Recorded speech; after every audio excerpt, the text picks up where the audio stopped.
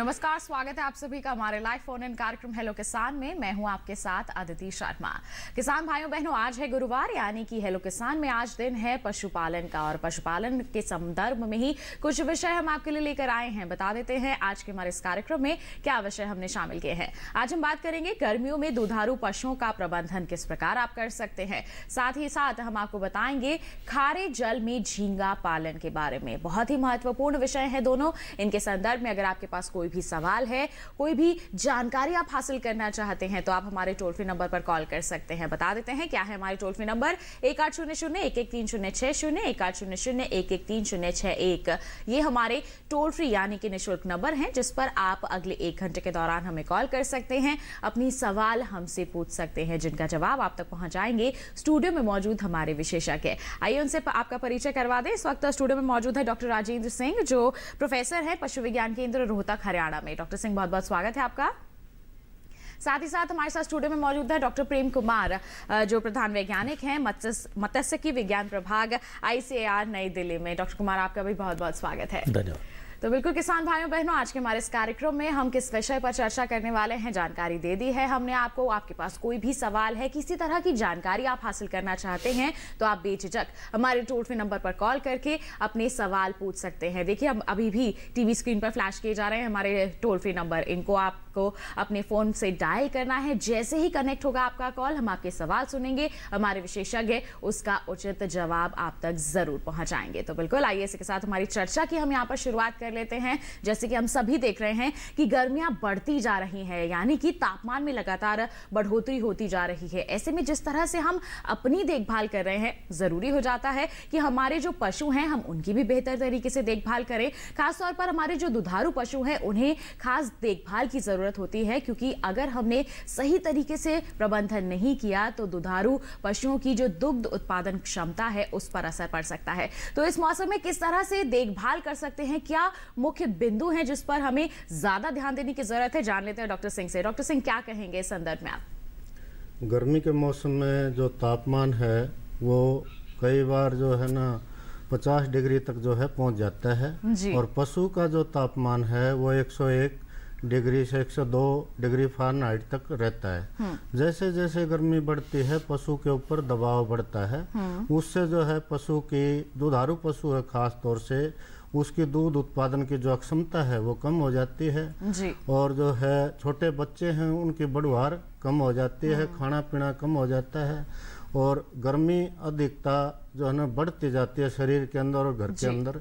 तो इससे जो है ना बीमारियां और कई बार जो है ना अति होने से पशु की जो है मृत्यु तक हो जाती है, अगर हम प्रबंध लू चलती हैं, प्रबंध ठीक नहीं किया तो इसके लिए हमने जो है खास तौर से पशु का जो खान पान है, आवास व्यवस्था है, आरामदायक जो है आवास देना जरूरी है, ताकि सीधी लू जो है ना घर के अंदर नहीं आए। बिछावन की देखभाल है, कम करना है जी। तो हम कह सकते हैं कि जैसे जैसे ज्यादा गर्मी बढ़ती जाती है, गर्म हवाएं चलती हैं, लू भी चलती है कई इलाकों में, इसका जो असर है हमारे पशुओं के स्वास्थ्य पर पड़ सकता है। उनको कई तरह की बीमारियां हो जाती हैं, और साथ ही साथ कभी कभी ऐसी भी परिस्थितियां आ जाती हैं कि पशु की मृत्यु भी हो जाती है। तो ऐसी जो परिस्थितियां हैं, उनसे बचने के लिए जरूरी है कि हम कुछ खास बातें हैं जिनका ध्यान रखें, सही तरीके से प्रबंधन कार्य करें। किस तरह से कर सकते हैं आप लोग ये कार्य, तमाम जानकारियां हमारे विशेषज्ञ से हासिल करेंगे, लेकिन उससे पहले आइए आपको दिखा देते हैं एक खास रिपोर्ट।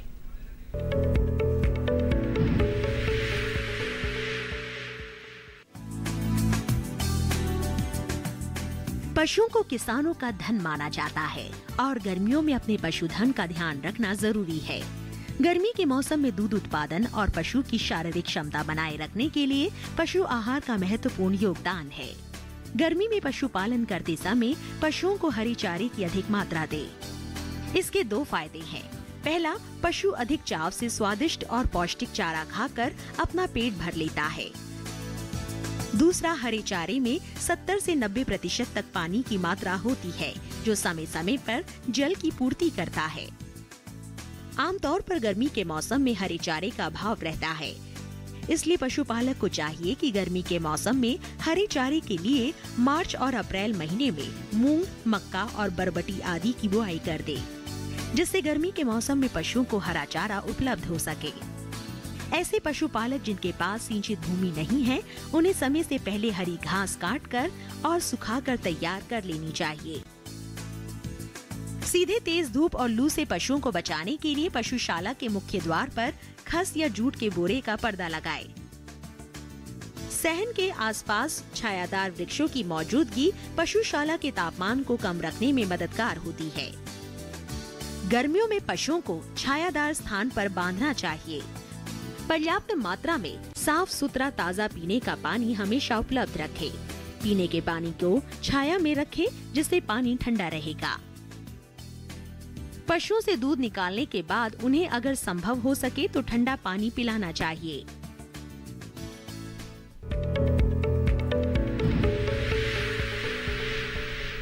तो देखिए, अभी आपने एक खास रिपोर्ट जो कि आधारित थी कि गर्मी के इस मौसम में किस तरह से हम अपने पशुओं की देखभाल कर सकते हैं। इसके बारे में और विस्तृत जानकारी हासिल करेंगे हमारे विशेषज्ञ से, लेकिन आइए हम पहले रुक कर लेते हैं यहाँ पर डॉक्टर कुमार का। डॉक्टर कुमार, हमारा विषय है कि खारे जल में झींगा पालन किस प्रकार करें, इसके बारे में आपसे जानेंगे। लेकिन पहले आप हमारे दर्शकों को बताएं कि झींगा पालन का महत्व क्या है, किस तरह से हमारे जो मछली पालक हैं या फिर किसान भी अगर इसे अपनाते हैं तो लाभान्वित हो सकते हैं।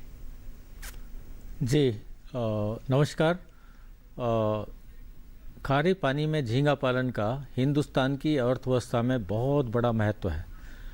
करीब 14.5 लाख हेक्टेयर भूमि खारे पानी के अंदर आती है, जिसमें हमारे तटीय क्षेत्र, समुद्री तटीय क्षेत्र, उसके बाद पंजाब, हरियाणा, राजस्थान और कुछ पश्चिमी उत्तर प्रदेश के कुछ भाग इसमें पड़ते हैं।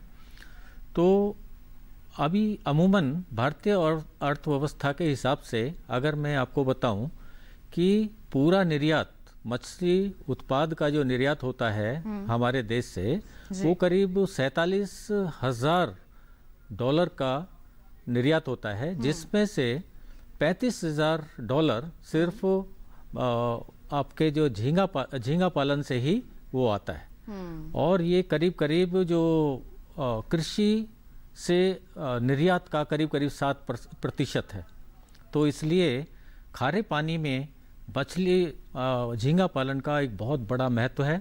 और दूसरी चीज़ ये है कि जो खारे पानी के जो क्षेत्र हैं उसमें कोई दूसरा फसल होता भी नहीं। ये एक वेस्ट लैंड है और वेस्ट लैंड को हम एक अच्छे काम के लिए प्रयोग में ला रहे हैं। जी, तो देखिए, निर्यात काफ़ी अच्छे स्तर पर किया जाता है। ऐसे में हमारे जो किसान हैं या मछली पालक हैं, खारे पानी में झींगे का पालन करके अच्छी आमदनी भी अर्जित कर सकते हैं। किस तरह से आपको शुरुआत करनी है, क्या तरीका आपको अपनाना है, बताएंगे आपको। लेकिन उससे पहले आइए आपको दिखाएं एक खास रिपोर्ट।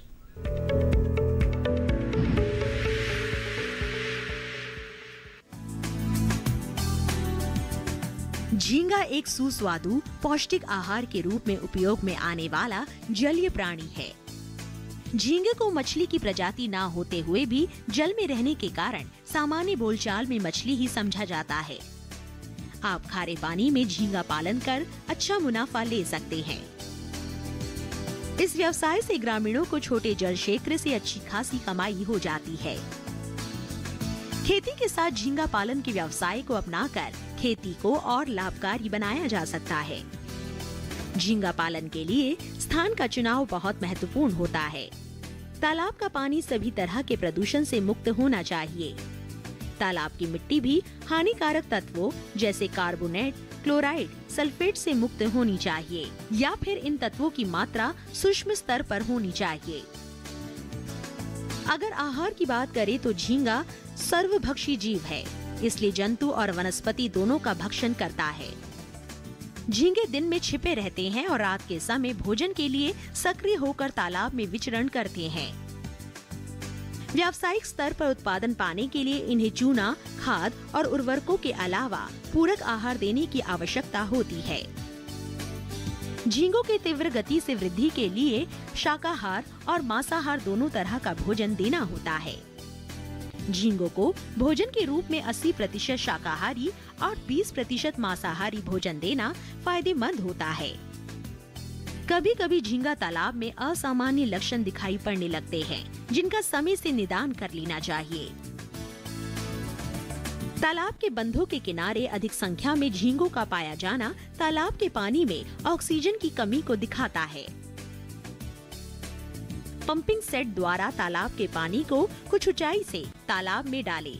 झींगों की वृद्धि और जीविता के लिए पानी का उचित पीएच मान काफी अहम भूमिका निभाता है।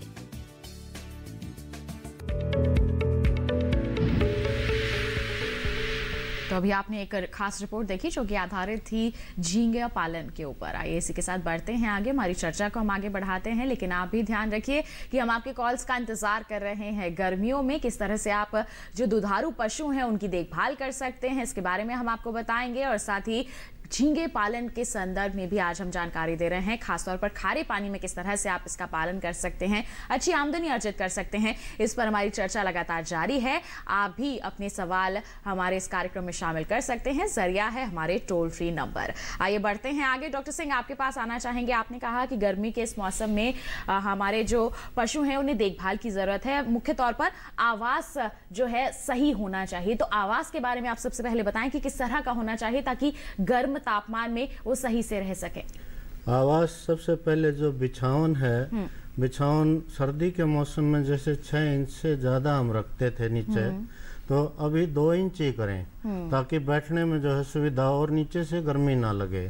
साथ में जो खिड़की है उस पे जो है ना, अगर गर्मी तेज लो हवा चल रही है तो उसमें टाट या बोरी लगाएं और उसको गीली करें और उसको खिड़की पे चिपकने ना दें, ऐसा प्रबंध करें ताकि ठंडी हवा जो है घर के अंदर आए और पशु को जो है, और पंखे भी चलाएं जो है नमी, जितना भी पानी जैसे पशु के फोगर वगैरह से अगर हम डालते हैं फुहारे से, तो अगर पंखा चलाएंगे तो उससे ठंडक ज़्यादा जो है ना महसूस होगी पशु को, और पशु जितना ठंडक महसूस करेगा गर्मी के मौसम में उतना ही उसका वो खुश रहेगा और दूध उत्पादन यूं का यूं बढ़िया रहेगा और बढ़ भी सकता है। और प्रजनन क्रिया भी मैं कहूँगा कि उसकी अगर सुचारू रूप से चलेगी, अगर ज्ञापन नहीं है तो पशु।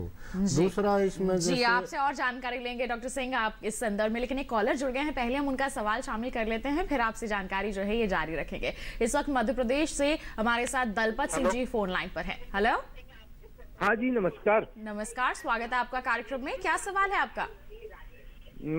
मेरा सवाल ये है डॉक्टर साहब से कि जैसे गर्मी का जो मौसम चल रहा है जी, इसमें हरे चारे के बारे में, तो अब जैसे किसान मक्का बो सकता है, ज्वार बो सकता है, बाजरा बो सकता है, बसन बो सकता है, रजका बो सकता है, तो इसमें सबसे स्वादिष्ट और गर्मी में सबसे फायदा कारक कौन सी घास हो सकती है जी? क्या कहेंगे आप? जो हरे चारे हैं उनका अनुपात 1 और 3 का हो। जैसे ऊर्जा वाले जो अनाज वाले चारे हैं हरे चारे, जैसे आपके ज्वार है, बाजरा है, और 3 हिस्से उसमें हो, लोबिया है, मक्का है, इसका जो 1 मिनट आपको रोकना चाहूंगा मैं जी, 1 मिनट रोकना चाहूंगा। हरे चारे में बहुत प्रकार का होता है, उसका उपनाम बताइए जो काफी फायदे कारक हो। जी, ये चाहते हैं कि ये जो इन तमाम हरे चारों का ये जिक्र कर रहे हैं, इनमें से कोई एक ये चुनना चाहते हैं जो ज्यादा अच्छा हो हमारे पशुओं के लिए। इनमें से किसी एक का चुनाव किया जा सकता है या फिर मिश्रण करके ही देना सही रहेगा? देखो, मिश्रण करके दोनों तरह की जरूरत है। पशु का जो आहार है उसको संतुलित करना बहुत आवश्यक है। जैसे आपके जो है ऊर्जा वाले और जो है ना दाल वाले, यही जो है ना आप अनाज दाना मिश्रण बनाएंगे उसमें भी ज़रूरत है। और जैसे हरे चारे देंगे आप में, तो एक हिस्सा मान लिया जो है ना, जैसे आप सूखा चारा देते हैं वो 2.5% के हिसाब से पशु की ज़रूरत है। कोई भी पशु है जो है ना, जैसे 100 किलोग्राम वजन पे 2.5 किलोग्राम जो है ना सूखा पदार्थ यानी कि सूखा तूड़ा या धान की पराल जो है आजकल चल रही है वो ज़रूरत है। उसका 2 गुना जो हरा चारा जो है देना बहुत आवश्यक है उत्पादन लेने के लिए। पशु की सारी क्रियाएं सुचारू रूप से चलें। और उसमें भी हरे चारों में फिर मैं कहूँगा कि एक हिस्सा जो है ना आप रखें अनाज वाले, जैसे आपकी ज्वार है और बाजरा है, और उसमें 2 से 3 हिस्से रखें, जैसे लोबिया है और साथ में मक्का है। ये रखेंगे तो संतुलित होगा और इसमें ज़्यादा फायदा होगा। अकेला जैसे ज्वार दे दिया आपने या अकेली जो है लोबिया दे दी या मक्का दे दिया, उससे फायदा नहीं होगा। दोनों मिलके जो है संतुलित बनेगा और उसमें फायदा होगा जो है ना। जी, तो हमें संतुलित आहार यहाँ पर देने की जरूरत है। हम ये ना सोचें कि हमारा पशु को ये स्वादिष्ट लगेगा या क्या लगेगा। आपको संतुलित आहार यहाँ पर बनाना है ताकि पूरी तरह से पोषण जो है आपके पशु में जाए और उनका स्वास्थ्य अच्छा बना रहे। किस तरह से आपको आहार प्रबंधन करना है हमारे विशेषज्ञ ने आपको बता दिया है, आप इसका जरूर ध्यान रखिएगा। आइए इसी से संबंधित और जानकारियां हम आप तक पहुंचाएंगे, लेकिन अभी ले लेते हैं एक छोटा सा ब्रेक। आप कहीं मत जाइए, हम जल्द ही हाजिर हो रहे हैं। बने रहिए दूरदर्शन किसान पर और देखते रहिए हमारा लाइव फोन इन कार्यक्रम हेलो किसान।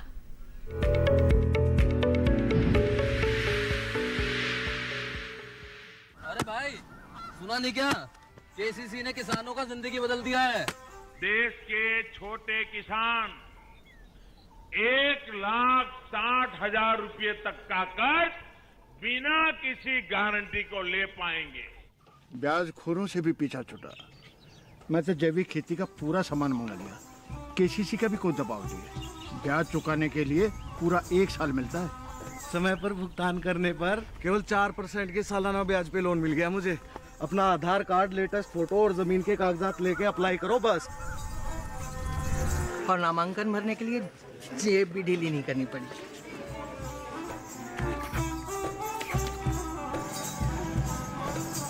चाचा, उधार चुकाने के 24 घंटे के बाद उतने ही पैसे वापस निकाल सकते हैं। केसीसी ने किसानों की जिंदगी वाकई बदल दी है। तो आप भी किसान क्रेडिट कार्ड अपनाएं और सहजता से ऋण पाएं।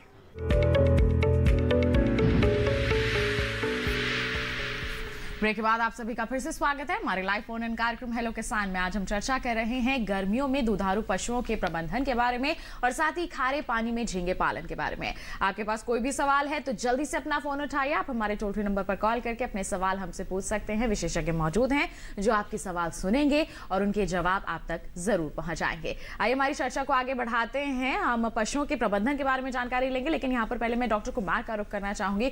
डॉक्टर कुमार, आपने बताया कि झींगा पालन करके हमारे जो किसान हैं, जो हमारे युवा हैं, मछली पालक हैं, वो अच्छी आमदनी भी अर्जित कर सकते हैं। ये फायदे का सौदा साबित हो सकता है। तो ऐसे में अगर शुरुआत करना चाहते हैं तो जगह का चुनाव कैसे करें, क्योंकि हमने रिपोर्ट में भी देखा कि जगह का चुनाव करना बहुत महत्वपूर्ण कदम है इसमें। जी, और जगह का चुनाव करना बहुत ही महत्वपूर्ण है। जहाँ तक तटीय क्षेत्रों की बात है तो वहाँ हमें जो ना तो वो पानी का जो साधन है ना तो उससे बहुत दूर हो, समुद्र से ना तो बहुत दूर हो ना बहुत पास हो, जिससे अगर किसी तरह का भी कोई ज्वार भाटा या किसी तरह का कोई विपत्ति आती है तो हमारा जो तालाब है वो पानी के बहाव से बचे रहें।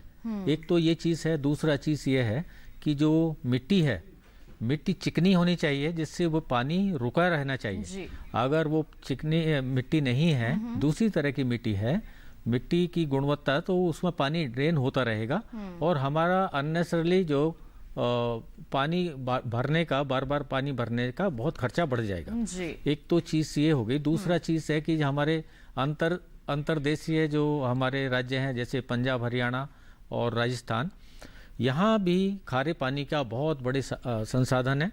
और यहाँ हम जब खारे पानी का फार्म बनाते हैं तो हमें ये ध्यान रखना है कि वो जो फार्म है, एक तो वो शहर के थोड़ा कम से कम जो है 1 किलोमीटर दूर होना चाहिए, जिससे वहाँ मानवीय एक्टिविटी, मानवीय गतिविधियाँ वहाँ कम से कम रहना चाहिए।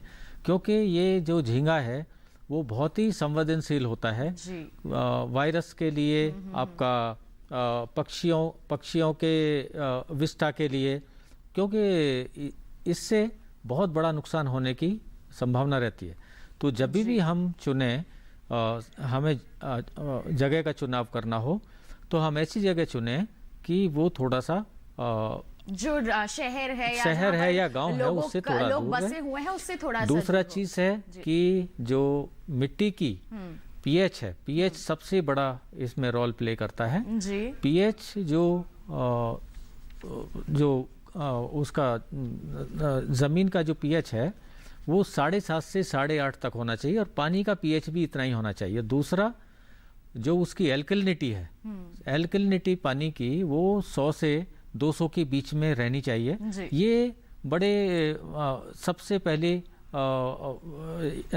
कुछ महत्वपूर्ण कारक हैं जिनके बेस पे हम प्लान कर सकते हैं कि हम यहाँ झींगा पालन करें कि नहीं करें, क्योंकि अगर ये सब हमें पॉजिटिव टिक्स मिल जाएंगे कि हाँ ये सब हम कुछ अवेलेबल है, उपलब्ध है, तो उसके अनुसार ही हम झींगा पालन की यहाँ पर शुरुआत कर सकते हैं। तो पहले आपको इन बिंदुओं पर पहले अध्ययन करना है कि ये सब आपके वहाँ पर उपलब्ध है कि नहीं। आपको गुणवत्ता का भी यहाँ पर परीक्षण करवाना बहुत जरूरी है। इसके संदर्भ में और जानकारी लेंगे, लेकिन एक कॉलर जुड़ गए हैं, उनका सवाल शामिल कर लेते हैं। मध्य प्रदेश से इस वक्त आशा श्रीवास्तव जी हमारे साथ फोन लाइन पर हैं। हेलो।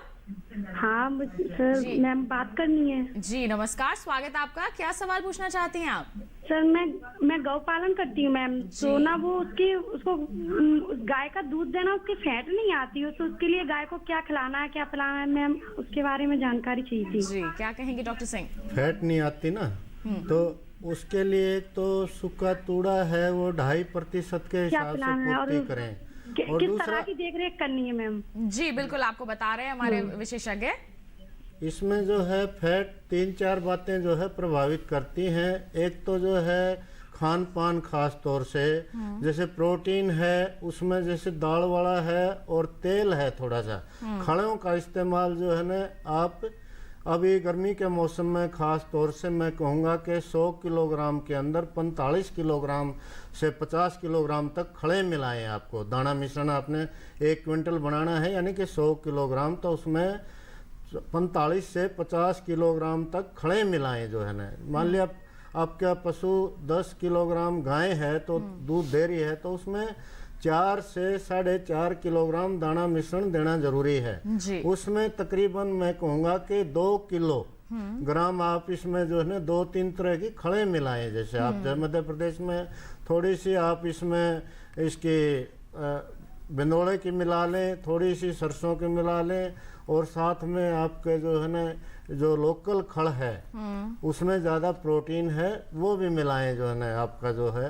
तो ये मैं कहूँगा कि 3-4 प्रकार की खड़े मिला के और जो है ना आप उसमें ज़्यादा पूर्ति करेंगे तो फैट आएगा। दूसरा एक पुच्छधार होती है, जो पशु ज़्यादा जो है ना दूब खाएगा या घास खाएगा, जो सूखा तूड़ा है, उसमें भी फैट जो है ना चिकनाई की मात्रा अधिक होती है। और जो आखिर का दूध होता है पशु का, जो पुच्छधार बोलते हैं, पाछे की जो धार निकालते हैं, उसमें भी जो है फैट ज़्यादा होता है। और जो घूम के आएगा पशु, घूमना फिरना है, जैसे सारे दिन ठाण पे बंधा रहा, घर में बंधा रहा, तो पानी जो ज़्यादा पिएगा उसमें दूध की उत्पादन क्षमता ज़्यादा होगी।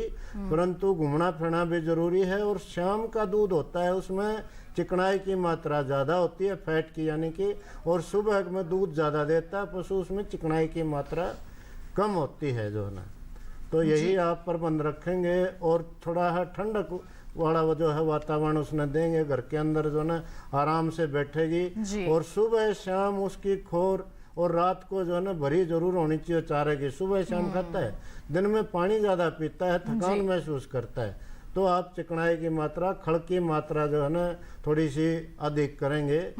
तो सोयाबीन है जैसे आपके वहाँ, सोयाबीन आप जो है ना उसमें आधा किलो या 250 ग्राम मिला लेंगे, उसकी प्रोटीन की मात्रा बहुत होती है, उससे जो है ना फैट ज़्यादा बढ़ेगा जो है। जी बिल्कुल। तो फैट किस तरह से बढ़ाना है, हमारे विशेषज्ञ ने आपको कई तरह के विकल्प बता दिए हैं। आप आहार में थोड़ा सा परिवर्तन करके, उसकी रखरखाव में थोड़ा सा बदलाव करके बिल्कुल इस समस्या से निजात पा सकते हैं। आइए बढ़ते हैं आगे। कॉलर हमारे साथ जुड़ गए हैं, मध्य प्रदेश से हमें कॉल किया है पारूपाल जी ने, जान लेते हैं क्या है इनका सवाल। हेलो। हाँ नमस्कार। जी नमस्कार, स्वागत है आपका कार्यक्रम में। क्या सवाल है आपका? मेरा सवाल ये है कि मैं रंगीन मछली का काम करता हूँ, तो इसमें मछली बीज उत्पादन करने का थोड़ा कोशिश कर रहा हूँ। तो इसके लिए तो जिला जो कृषि दफ्तर है यहाँ मत्स्य विभाग है जिला का, वहाँ 2 साल से मैं कोशिश कर रहा हूँ। सरकारी कोई योजना मिलेगा हमको?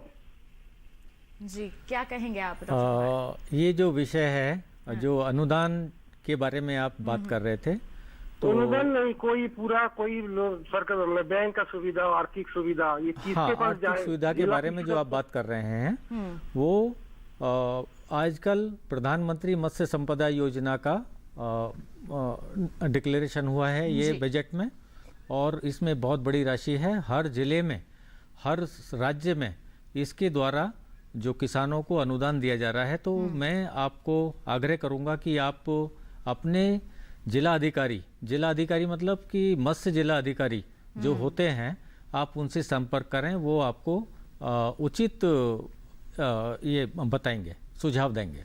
जी, तो देखिए, प्रधानमंत्री मत्स्य संपदा योजना के तहत ये प्रावधान दिया गया है कि हमारे मछली पालकों को अनुदान राशि दी जाए ताकि वो सहूलियत से अपना जो व्यवसाय है उसे कर सकें। लेकिन उसमें भी कुछ जानकारियां आपको हासिल करनी है अपने क्षेत्र, अपने ज़िले के अनुसार। तो आप जो भी ज़िला अधिकारी हैं उनके पास जा सकते हैं, रुक कर सकते हैं, उनसे पूरी जानकारी हासिल करके इसका लाभ ले सकते हैं। आइए बढ़ते हैं आगे, और डॉक्टर कुमार, आपसे ही मैं जानना चाहूँगी, आपने कहा कि जगह चुनाव बहुत जरूरी है, कुछ महत्वपूर्ण बातें हैं जो हमें ध्यान में रखनी चाहिए, तभी उसके अनुसार ही हम यहाँ पर शुरुआत करें। तो हमें मिट्टी और साथ ही साथ पानी की जांच करवाना कितना जरूरी है, ये भी बता दें आप। मिट्टी और पानी ही मत्स्य पालन की जान है, क्योंकि अच्छा बीज, मिट्टी, पानी और खाना, अगर ये सुचारू रूप से मछली को मिलते रहें, झींगे को मिलते रहें, तो उसकी जो बढ़वार है वो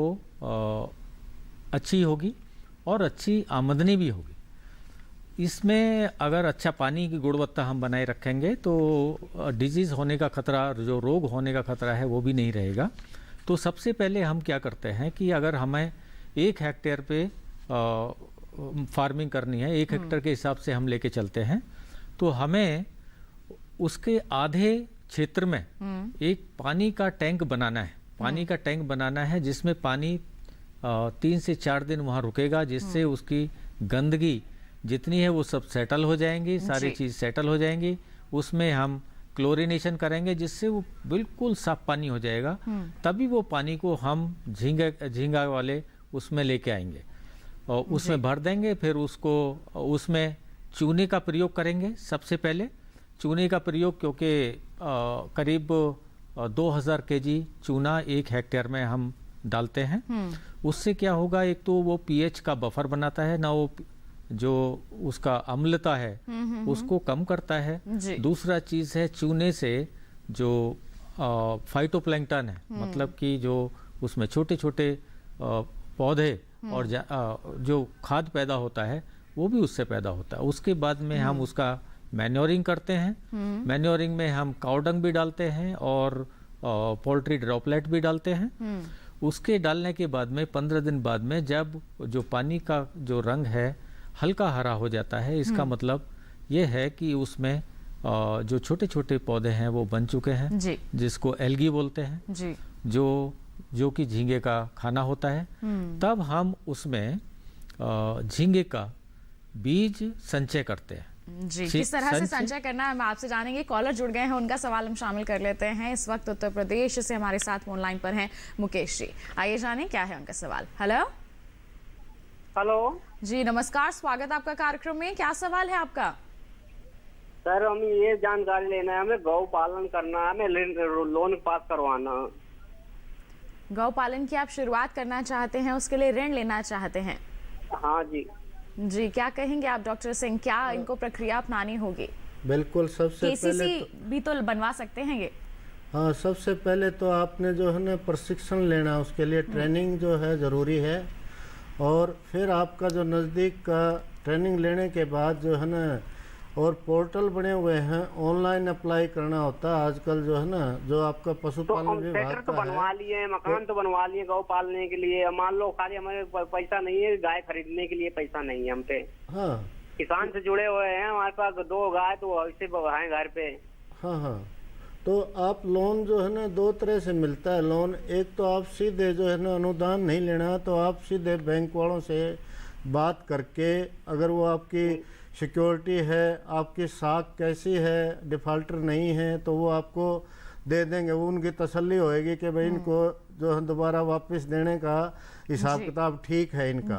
पहली बात तो ये है। अगर आपने अनुदान लेना है, प्रशिक्षण ले लिया है, आपके नज़दीक का जो पशु अस्पताल है और जिले का फिर जो है ना डिप्टी डायरेक्टर है, यानी कि उपनिदेशक, उसके माध्यम से जो है अनुदान का, और जो है ना मैं कहूँगा कि ऑनलाइन जो है ना आजकल कर दिया है सब कुछ, जो एलिजिबल है, यानी कि किसी को छोड़ के दूसरे को नहीं देते, लिमिटेड होता है। जो पहले है, सीनियरिटी में है, सारे मापदंड में ठीक है, तो उसी को मिलता है। अब आप देखें, और आपके जो नज़दीक का पशु चिकित्सक है या उपनिदेशक है पशुपालन विभाग का, और अपने मापदंड में आप फिट बैठते हैं उनके मुताबिक, तो आपको ज़रूर ऋण मिलेगा और आप अपना गोपालन का कार्य बढ़ा सकते हैं। जी बिल्कुल। डॉक्टर सिंह, ऐसे में केसीसी का भी तो इस्तेमाल किया जा सकता है, क्योंकि अब वो भी पशुपालन के संदर्भ में बनाया जा रहा है, किसानों का किसान क्रेडिट कार्ड, वो भी उन्हीं के थ्रू है, जो पशु चिकित्सक है ना, उसके जरिए ही है जो है ना। सारी स्कीमें जो है ना पशुपालन की हैं ऑनलाइन कर दी हैं ज़्यादातर सभी जो है ना राज्यों में, तो उससे जो है ना सारा हिसाब किताब वहीं से शुरू होता है। डायरेक्ट तो ये कर नहीं सकते। डायरेक्ट तो अगर ये बैंक वाले से रजामंदी है इनकी, ठीक है, साख तो सीधा भी ले सकते हैं, उसमें ब्याज का दर जो है ना थोड़ी सी ज़्यादा होगी और जो अनुदान नहीं मिलेगा। जी बिल्कुल। तो किस तरह के कदम उठाने आपको मुकेश जी, हमारे विशेषज्ञ ने आपको बता दिया है, और ऐसी ही बातें, महत्वपूर्ण बातें बताते रहेंगे आपको, लेकिन एक छोटे से ब्रेक के बाद कहीं मत जाइए, देखते रहिए हमारा लाइव फोन इन कार्यक्रम हेलो किसान, और बने रहिए दूरदर्शन किसान पर।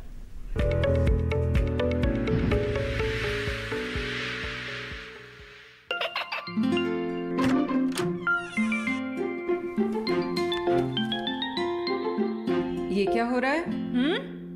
काशवी, इतने कम मार्क्स?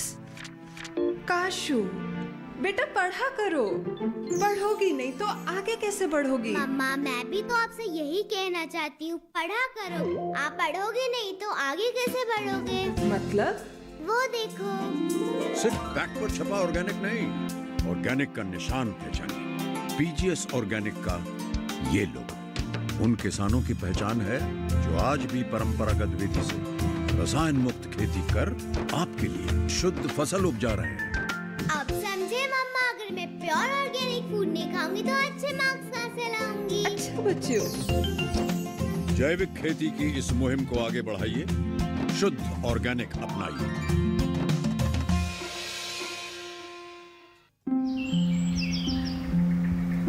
अरे अरे अरे क्या कर रहा है? इधर इधर इधर, हम बोल रहे हैं तेरे बीजू का। पुतला बोल रहा है? हाँ, पक्षियों से तो हम खेत को बचा लेते हैं, पर इन घातक रसायनों से कैसे बचाएं? मतलब? देख बेटा, तू जो ये अंधाधुंध रसायन मिलाता है ना, मिट्टी की सेहत बिगड़ने लगी है, और जब माटी ही कमजोर पड़ जाएगी तो उपज कैसे सेहतमंद होगी? अरे पहले ऐसा नहीं था। पूछना अपने बड़े बुजुर्गों से, कैसे फसल लहलहाती थी, शुद्धता झलकती थी। हाँ, माटी भी तंदुरुस्त और लोग भी। पहली वाली बात कहाँ? पर अब तो सभी डाले हैं। सब नहीं, आज भी लाखों जागरूक किसान परंपरागत विधि से फसल उगा रहे हैं। खर्चा कम और उपज की कीमत भी बेहतर पा रहे हैं। ठीक है भाई, मैं भी आज से जैविक खेती शुरू करूंगा। माटी से प्रेम की परंपरा है परंपरागत खेती।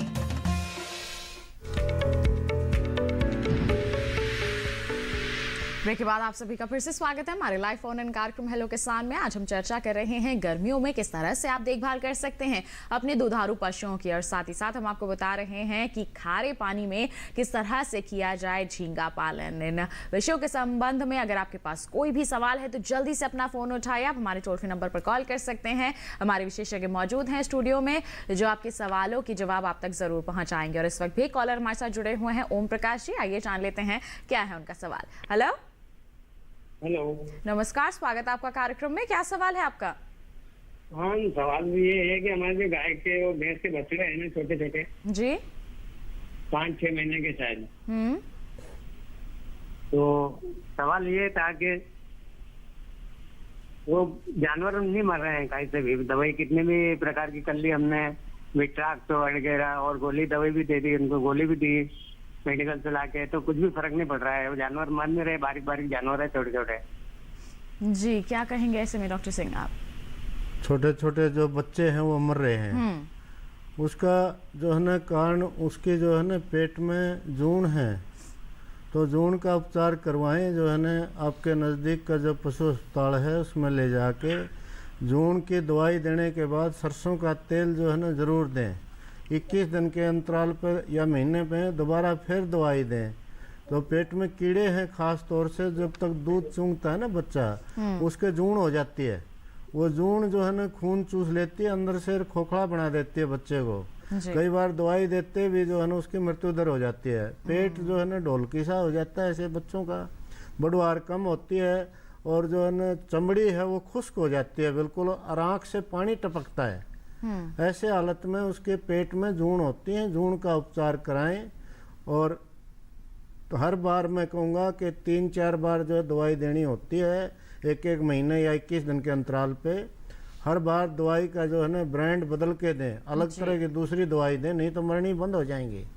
तो यही है। बाकी दूध चुंघाएं उसको, जो है ना बच्चे को आधे घंटे से 1 घंटे के अंदर शुरू में खीस पिलाएंगे और जो है ना दूसरा 10वें-12वें दिन से ही जो है ना जून की दवाई देंगे तो उसकी बढ़वार अच्छी होएगी और उसकी ये जो मृत्यु दर की बात है मरने की वो नहीं आएगी। अगर और कोई कारण है तो वो पूछ सकते हैं अपने नज़दीक के पशु अस्पताल में जाके। ये दो तो कारण ये संभावना हो सकती है जिसके चलते ये जो मृत्यु है वो देख रहे हैं छोटे बच्चों की। दो ही कारण है, एक तो खीस नहीं पिलाना, खीस में जो ताकत मिलती है बच्चे को एंटीबॉडीज की वो आगे तक काम आती है और किसी चीज़ में नहीं आती। दूसरा जो है ना इसका जो जून है उसका उपचार नहीं करते जी, क्योंकि जानकारी का अभाव यहाँ पर हो जाता है जिसके चलते सही समय पर इलाज नहीं हो पाता है। तो ऐसे में हमारे विशेषज्ञ ने आपको बता दिया है कि क्या कारण हो सकते हैं। अब आपको उसके अनुसार ही यहाँ पर कदम उठाने हैं। आप निकटतम जो भी पशु चिकित्सक हैं उनका रुख कर सकते हैं, उनकी जांच करवाइए। अगर ये समस्या आती है तो आप उनके कहे अनुसार ही यहाँ पर इलाज करवा सकते हैं, बिल्कुल भी देरी यहाँ पर नहीं करिए। आइए बढ़ते हैं आगे और अब डॉक्टर सिंह आपसे ही मैं जानना चाहूंगी, जैसे हम यहाँ पर बात कर रहे हैं, इन्होंने बात की कि बच्चों के इसमें इस तरह की समस्या हो रही है, तो इस गर्मी के मौसम में किस तरह से देखभाल कर सकते हैं, इस पर क्या कहेंगे आप? बिल्कुल, छोटे बच्चों की जो है अधिकता होने के कारण गर्मी की बढ़वार कम हो जाती है। तो बच्चे को मैं कहूँगा कि एक तो जैसे पैदा हुआ है उसके आधे घंटे से 1 घंटे के अंदर अंदर खीस पिलाना चाहिए जी। और फिर दूसरे तीसरे दिन से लस्सी में थोड़ा सा तेल डाल के शुरू करें। सुबह शाम दूध हो जाएगा, 5 दिन तक खीस रहता है। और 10वें-15वें दिन से मैं कहूँगा कि उसको जून की दवाई दें और 1 महीने में फिर जो है दोबारा जो है उसको दोहराएं और 4-5 बार जब तक दूध चूंघेगा दवाई देनी है। और हर बार दवाई देने के बाद ब्रांड बदलना है और दवाई देने के बाद सरसों का तेल जरूर देना है। फिर जो मैं 15-16 दिन के बाद उसको मिट्टी न खाने दें और जो दूब है थोड़ा सा दाना मिश्रण बनाया है अखबार या पल्ली बिछा के उस पे जो है ना उसको खिलाना शुरू करें।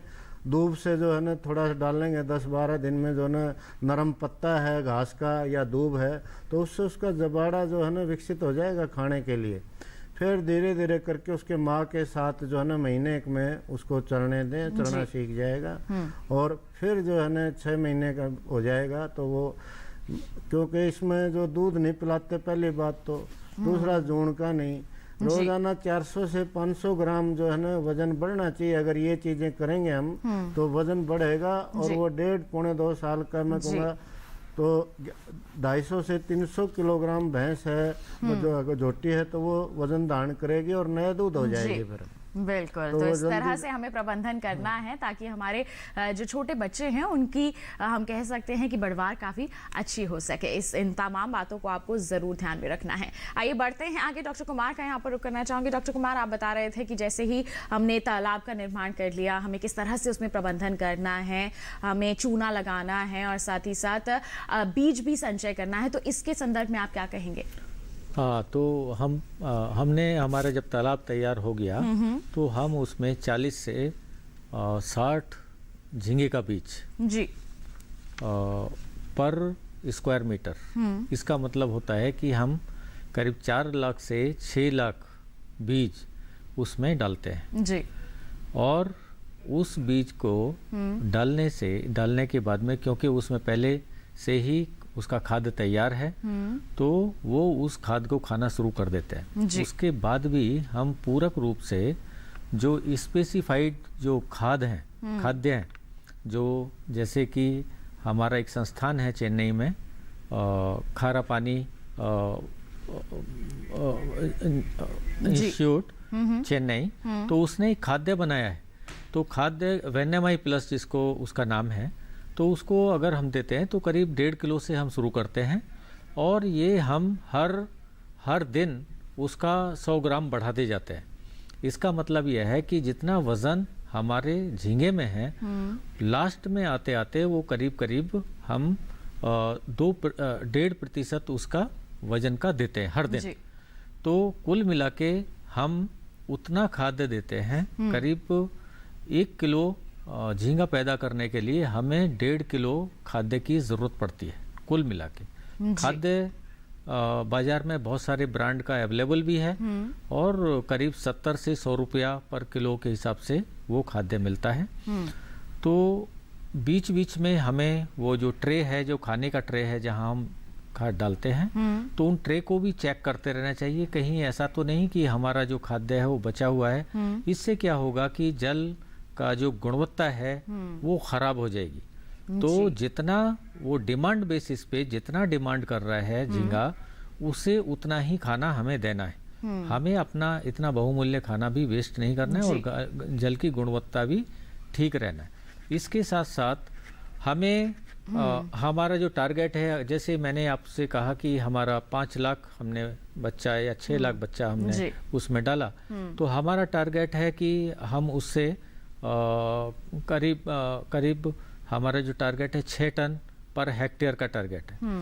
तो 1 टन झींगा मछली पैदा करने के लिए हमें करीब 3 हॉर्स पावर का एरेटर लगाने की ज़रूरत है, जिससे स्पेशली रात को दिन में तो जो हमारे फाइटोप्लैंक्टन है उससे ऑक्सीजन बनती है, और उसका ऑक्सीजन गुणवत्ता बनी रहती है पानी की, और झींगे जिंदे रहते हैं। लेकिन अगर रात में हमें एरेटर यूज़ करने ही होंगे। एरेटर से क्या होगा कि जो बाहर की ऑक्सीजन है वो पानी में मिल जाएगी और झींगे को मिलती रहेगी। जी, तो ऐसे में जो समस्या आती है कि पानी में ऑक्सीजन की कमी आ गई है, वो दूर हो जाएगी। जी, तो ऐसे में हमें इस बात का भी बहुत ध्यान रखना है। इस तरह से कि हर टन पे हमें 3 से 4 हॉर्स पावर का जो एरेटर है वो लगाने की जरूरत है, जिससे पानी की गुणवत्ता बनी रहती है, और हमारा जो झींगे की जो ग्रोथ है वो अच्छी तरह से होती है। जी, तो काफ़ी अच्छी ग्रोथ यहाँ पर मिलती है। आपको इन तमाम बातों को ज़रूर ध्यान में रखना है अगर आप झींगा पालन कर रहे हैं तो। और जानकारी लेंगे हमारे विशेषज्ञ से, लेकिन एक कॉलर हमारे साथ यहाँ पर जुड़ गए हैं जिंद से। अनिल जी ने हमें कॉल किया है, जान लेते हैं क्या है उनका सवाल। हेलो हेलो हेलो, नमस्कार, स्वागत है आपका कार्यक्रम में। क्या सवाल है आपका? मेरी एक भैंस गाय है, 4 महीने हो गए जी, और दोबारा ना रही है, मैं दूध दे। जी, क्या कहेंगे डॉक्टर सिंह आप? हाँ, उसको भाई संतुलित आहार दें और खनिज मिश्रण दें साथ में। संतुलित आहार जैसे बनाना है अपने, अच्छा 1 क्विंटल राशन बनाना है यानी कि 100 किलोग्राम, तो उसमें खास तौर से 40 किलोग्राम अनाज ले लेते हैं, 3-4 प्रकार के अनाज, जैसे गेहूँ, बाजरा, मक्का, जो ज़्यादा लें अब गर्मी के मौसम में। और दूसरा जो है ना, इसमें 25 किलोग्राम चोकर लें, और साथ में जो है ना इसमें 30 से 32 किलोग्राम खड़े लें। गर्मी का मौसम में खड़े ज़्यादा जो है ना बढ़ा दें, और खनिज मिश्रण इसमें जो है ना 2 किलोग्राम मिलाएं, और नमक भी उसकी मैं कहूँगा सेंधा नमक उसकी खोर पर रख दें, नहीं तो इस आहार के अंदर भी जो है ना अपने मिलाना है 1 किलोग्राम जो है ना। खास तौर से गर्मी के मौसम में ठंडा पानी पिलाएं, और बचा हुआ पानी उसके कमर और सिर पे डालें, ताकि जो है ना उसका जो प्रजनन की क्रिया है वो भी दिमाग से चलती है। दिमाग ठंडा रहेगा तो गर्मी में सुबह शाम देखें उसको खुराक पूरी दें। खनिज मिश्रण जरूर दें उसको, 50 से 60 ग्राम रोजाना खनिज मिश्रण, मिनरल मिक्सचर जिसको कहते हैं, खनिज मिश्रण, और साथ में आधा नमक मिला लें। अगर सेंधा नमक की डली जो है ना खोर पे रख दें तो और अच्छा है, जितनी ज़रूरत है। और पानी ज़्यादा से ज़्यादा पिलाएं, हरे चारे भी खिलाएं उसको, दाल वाले और अनाज वाले। यानी कि अब फिलहाल आपने ज्वार आ जाएगी, और या जो है ना अभी बची हुई आपकी बरसीम है और जई है, वो खिला दें। और नहीं तो आने वाले समय में जो है ना ज्वार, मक्का और लोबिया ये खिलाएं, जो है ना हरा चारा मिला के सूखा थोड़ा सा, तो ये जो है ना इससे गर्मी में जरूर आएगी आपकी जो है। जी, तो किस तरह से आपको यहाँ पर संतुलित आहार देना है अपने पशु को, हमारे विशेषज्ञ ने आपको बता दिया है और ऐसा ही और ज्ञान आप तक पहुंचाएंगे हम।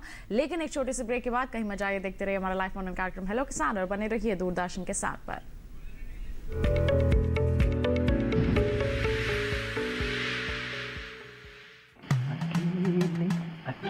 अरे वाह भैया, अकेले अकेले।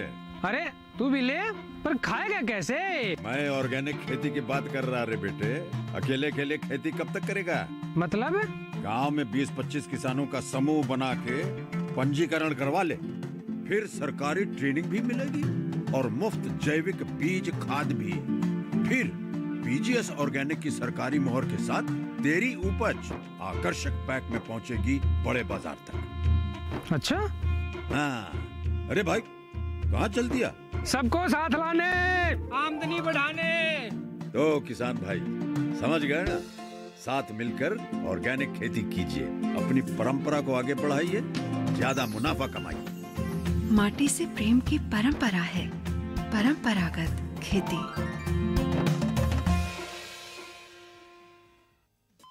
अरे सुन तो। मुझे क्या सुनाना चाहते हो? जो सुनाओ मेरी सौतन को। किसको? अरे वही तुम्हारा मोबाइल फोन जिससे सुबह शाम दिन रात चिपके रहते थे और कहते थे किसान कॉल सेंटर से बातें हो रही हैं। अच्छा ये बात है। हाँ क्यों, क्या हुआ? अब बात नहीं होती क्या? अब तो झट से बात हो जाती है। ऐसा क्या? हाँ, अब तो ज्यादा लाइनें और खास तकनीक के कारण खेती के माहिरों से तुरंत बात हो जाती है।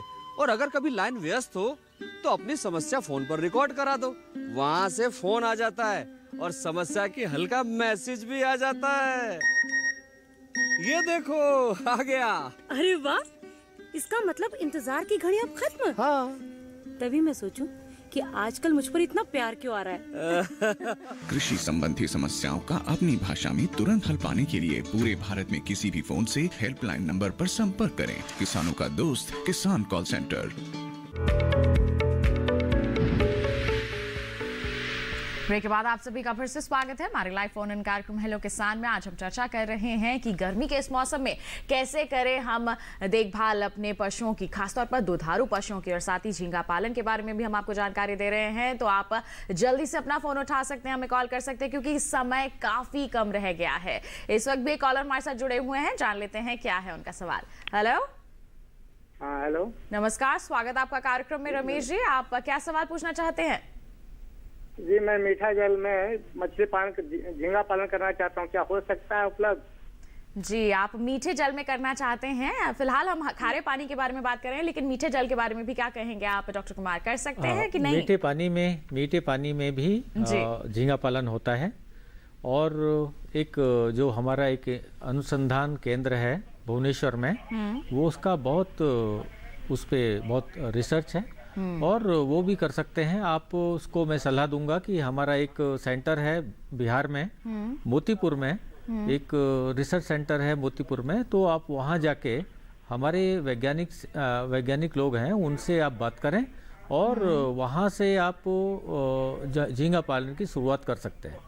जी, तो उनके सलाह के अनुसार जी निश्चित तौर पर आप कर सकते हैं मीठे जल में झींगा पालन। बस अब आपको जो हमारे विशेषज्ञ ने कहा है कि बिहार में के मोतीपुर में यहाँ पर स्थित है एक अनुसंधान संस्थान, वहाँ का रुख करिए, जानकारी आप हासिल करिए, तभी उसके पश्चात आप शुरुआत करें। जैसे हमने कहा कि इनको कि मीठे पानी में अगर करना है तो आप पहले जानकारी ले लें। तो खारे पानी में करने के लिए भी प्रशिक्षण बहुत ज़रूरी है। तो कहाँ जा सकते हैं हमारे जो लोग करना चाहते हैं, उनके लिए क्या कहेंगे डॉक्टर कुमार आप? हाँ, प्रशिक्षण तो सच में बहुत ही ज़रूरी है और ये जो प्रशिक्षण है वो मोतीपुर में भी मिलेगा, वो भी सलाह देंगे। उसके बाद में आप भुवनेश्वर जाके भी प्रशिक्षण ले सकते हैं, उसके बाद ही शुरू करें, क्योंकि ये थोड़ा सा इसमें पैसा थोड़ा ज़्यादा लगता है और प्रधानमंत्री मत्स्य संपदा योजना के अंतर्गत भी इसमें काफ़ी किसानों को सहायता की जाती है। तो बात हो गई पूर्वी क्षेत्र की। अगर हम बाकी क्षेत्रों की बात करें, जैसे हम उत्तर भारत की बात करते हैं या दक्षिण भारत की बात करते हैं, तो कहाँ जा सकते हैं? निकटतम कृषि विज्ञान केंद्र का रुख करना यहाँ सही रहेगा? कृषि विज्ञान केंद्र भी है और उसके बाद में जो हमारे जिले पे हर जिले में एक मत्स्य अधिकारी होते हैं, उनसे भी उसके बारे में पूरी जानकारी लेके तभी इसमें शुरुआत करें। जी, और चेन्नई में जैसे आप कह रहे थे कि एक रिसर्च इंस्टीट्यूट है, खारा जल जीव जंतु अनुसंधान संस्थान, वहाँ का भी रुख कर सकते हैं। और उनको आप अगर अभी वहाँ पर जा नहीं सकते क्योंकि कोरोना चल रहा है, अभी आपको यहाँ पर यात्रा करने के लिए मनाही भी है और सही भी है कि आप घर पर ही रहें, तो ऐसे में आप फोन पर भी जानकारी ले सकते हैं, ऑनलाइन भी आप जानकारी ले सकते हैं। संपर्क कीजिए उन्हें और वहाँ से आप विस्तृत जानकारी लेकर के कि कब ट्रेनिंग कर रहे हैं। ऑनलाइन ट्रेनिंग भी आजकल मौजूद है, क्यों डॉक्टर कुमार? ऑनलाइन ट्रेनिंग भी ले सकते हैं। ऑनलाइन ट्रेनिंग भी हमारा जारी है। प्रधानमंत्री मत्स्य संपदा योजना के अंतर्गत भी बहुत इंटेंसिव रूप से ट्रेनिंग चल रहा है जी। हर विषय पे ट्रेनिंग चल रहा है हर इंस्टीट्यूट में। तो किसी भी समय पे आप जो कृषक हेल्पलाइन है उस पे भी आप बात कर सकते हैं किसी भी इंस्टीट्यूट में। आप इवन मुझे भी बात कर सकते हैं, जिससे आपको क्योंकि यहाँ की समय की पाबंदी है, वहाँ हम लोग विस्तृत से आपको समझा पाएंगे कि आप कैसे शुरुआत करें। जी, यहाँ पर तो थोड़ा समय सीमा है, और अगर यहाँ पर आप बात नहीं कर पा रहे हैं तो आप इसके पश्चात प्रोग्राम के बाद भी आप बात कर सकते हैं। आपको बस संपर्क करना है अलग अलग संस्थानों में, अपने क्षेत्र के निकटतम जो संस्थान है वहाँ पर आप संपर्क कीजिए और आपको विस्तृत जानकारी मिल जाएगी। देखिए, झींगा पालन बहुत ही अच्छा व्यवसाय है, आप इससे अपनी आमदनी को काफी हद तक बढ़ा सकते हैं, लेकिन जरूरत हो जाती है कि हम जानकारी हासिल कर ले, प्रशिक्षण ले लें। कुछ तमाम बातें हैं जिनको हम ध्यान में रखकर अगर करते हैं तो निश्चित तौर पर काफी फायदेमंद साबित हो सकता है, मुनाफे का सौदा बनकर उभर सकता है झींगा पालन आप सभी के लिए। आइए बढ़ लेते हैं आगे, डॉक्टर सिंह का यहाँ पर अब थोड़ा रुक कर लेते हैं। डॉक्टर सिंह, आप क्या जानकारी देंगे कि इस गर्मी के मौसम में किस तरह के रोग हैं जो हमारे दुधारू पशुओं को हो जाते हैं, किस तरह से उनसे निजात पाई जाए? खास तौर से जो ज़्यादातर जो गर्मी बढ़ती है उस टाइम पे मुंह, खुर, गलघोटू, चिचड़ी है, मक्खी है, उनका प्रकोप ज़्यादा होता है। तो मुंह, खुर जो है, गलघोटू के लिए साल में 2 बार टीके होते हैं। पहले 2-2, 4 टीके लगते थे, अब जो है ना संयुक्त रूप से जो है टीका आ गया है। 6 महीने के अंतराल पे दोनों का एक ही जो है टीका लगता है। 2 बार साल में जरूर टीकाकरण कराएं। भाई सोचते हैं कई बार के वही टीका लगवाने से दूध कम हो जाएगा, परंतु जो जब अधिकता होती है ना मौसम की, जैसे गर्मी हो या सर्दी हुई, उससे पहले टीकाकरण हर पशु को करवाना जरूरी है। दूध थोड़ा बहुत अगर 2-4 टाइम कम हो गया, 1/2 किलो, कोई बात नहीं है। अगर पशु में बीमारी आ गई तो लाइलाज है, सारा जो है ना नुकसान हो जाता है, आस पड़ोस तक का जो है ना। तो टीकाकरण जरूर करवाएं। बाकी मक्खी मच्छर के लिए जो है ना बचाव के लिए मच्छरदानी है, सुबह शाम जो है ना उसको घर के अंदर ऐसा वातावरण दें ताकि वो आराम कर सके घर के अंदर, जो है पशु ठंडक महसूस हो। और साथ में जो आहार है वो भी ठंडक वाला आहार दें, उसमें प्रोटीन की जो मात्रा है, यानी कि खड़ बिनोले की जो खड़ है, बिनोला है, तेल वाली चीजें थोड़ी सी अधिक रखें। और पानी कई बार पिलाएं। मैं कहूँगा कि 5-6 बार, जितना ज्यादा पानी पिलाएंगे, क्योंकि ठंडा पानी खास तौर से पानी देना बहुत जरूरी है। और खिड़कियों पे जो लू आ रही है तो उसके टॉर्च या बोरी को लगा के गीला करें, और पंखा जरूर चलाएं ताकि जो है पानी अगर कमर में, पीठ पे, छत पे डाला है तो पंखा चलाएं उसके ऊपर, उससे ठंडक महसूस बिल्कुल ठंडा हो जाता है शरीर पशु का। जी, तो देखिए तमाम बातें हैं जो आपको जरूर ध्यान में रखनी है, क्योंकि गर्मियां लगातार बढ़ती जा रही हैं। ऐसे में हमें अपने पशुओं की देखभाल बहुत सही तरीके से करनी है, तभी उनका स्वास्थ्य बेहतर बना रहेगा। कई बीमारियां भी लग जाती हैं, कई परेशानियां भी आती हैं, लेकिन हमने हमारे इस कार्यक्रम के माध्यम से जानकारियां आप तक पहुंचाई हैं। हम उम्मीद करते हैं कि इन सबको ध्यान में रखते हुए आप प्रबंधन कार्य जरूर करेंगे, अपने पशुओं का स्वास्थ्य अच्छा जरूर बनाए रखेंगे। आइए अंतिम सवाल डॉक्टर कुमार से कर लेते हैं। डॉक्टर कुमार, आप हमारे दर्शकों को झींगा पालन के महत्व के बारे में एक बार फिर बता दें कि हमारे किसान या मछली पालक झींगा पालन करके किस तरह से फायदेमंद इसे अपने लिए बना सकते हैं। झींगा पालन उत्तर भारत में सिर्फ 2 फसल ली जा सकती हैं 100 से 120 दिन की, क्योंकि 4 महीने ठंडा रहता है, ठंडे में ये झींगा नहीं होता है। लेकिन समुद्री इलाकों में, समुद्री तट के इलाकों में किसान 3 फसल भी लेते हैं। और 3 फसल का मतलब ये है, एक फसल में अगर हमारा 5 टन मछली पैदा हो रहा है तो 5 टन, हर टन पे हर किलो का जो कॉस्ट ऑफ प्रोडक्शन है उस पे जो खर्चा आता है 1 किलो पैदा करने के लिए 200 से 240 रुपया आता है। और झींगे का जो कॉस्ट है हाँ। वो 350 से 400 रुपये पर किलो होता है। तो कुल मिला के ऑन एन एवरेज ऐसा कह सकते हैं कि 1 किलो झींगे पे 100 रुपया बच जाता है। 100 रुपया बचने का मतलब है अगर वो 4-5 टन का मतलब ये किया है तो उसको 5 लाख रुपया, हर टन पे 1 लाख रुपया बचेगा। तो एक फसल पे 5 लाख रुपया बच जाता है। तो अगर वो 2 फसल लिया है तो 10 लाख और 3 फसल लिया है तो 15 लाख रुपया का बचत 1 हेक्टेयर से हो जाता है। जी, तो देखिए कितना आर्थिक यहाँ पर महत्व, आर्थिक यहाँ पर कह सकते हैं कि फायदा होता है हमारे किसानों को, हमारे मछली पालकों को अगर वो झींगा पालन करते हैं। देखिए किस तरह से आपको करना है हमारे विशेषज्ञ ने कार्यक्रम के माध्यम से भी आपको बताया है। और अगर आपको और विस्तृत जानकारी चाहिए तो निकटतम संस्थान का भी आप रुख कर सकते हैं, वहां से भी आप विस्तृत जानकारी हासिल करके इसकी शुरुआत कर सकते हैं। तो हम उम्मीद करते हैं आज के कार्यक्रम में दी गई जानकारियां आपके लिए लाभान्वित जरूर साबित होंगी और इसके लिए दोनों ही विशेषज्ञों का धन्यवाद देना चाहेंगे। आपने अहम जानकारियां साझा की हैं, बहुत बहुत धन्यवाद आपका। तो किसान भाइयों बहनों, जान लिया आपने किस तरह से आप गर्मी के इस मौसम में अपने दुधारू पशुओं की देखभाल कर सकते हैं। खारे पानी में झींगा पालन आपको करना है तो किस तरह की तैयारियां आपको करने की जरूरत है।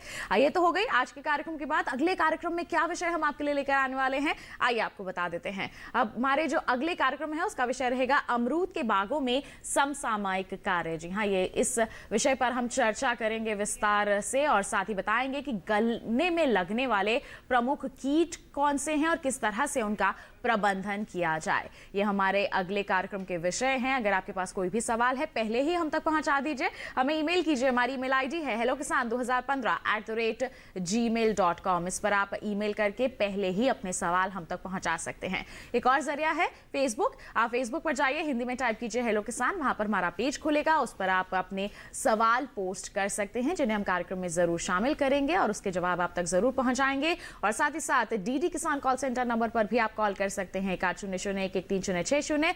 ये नंबर है। सोमवार से शनिवार सुबह 6 बजे से रात के 10 बजे तक इस पर आप कॉल करके अपने सवाल रिकॉर्ड करवा सकते हैं। हम इन्हें कार्यक्रम में शामिल करेंगे। हमारे विशेषज्ञ आपके सवालों के जवाब आप तक जरूर पहुंचाएंगे और हमारे लाइव टोल फ्री नंबर तो लाइव रहेंगे ही कार्यक्रम के दौरान, जिस पर आप कॉल करके हमसे सवाल पूछ सकते हैं। तो बस आज के लिए इतना ही। अगले कार्यक्रम में मुलाकात होगी आपसे नए विषय और नए विशेषज्ञों के साथ। तब तक के लिए हमें दीजिए इजाजत। आप बने रहिए दूरदर्शन किसान पर। नमस्कार।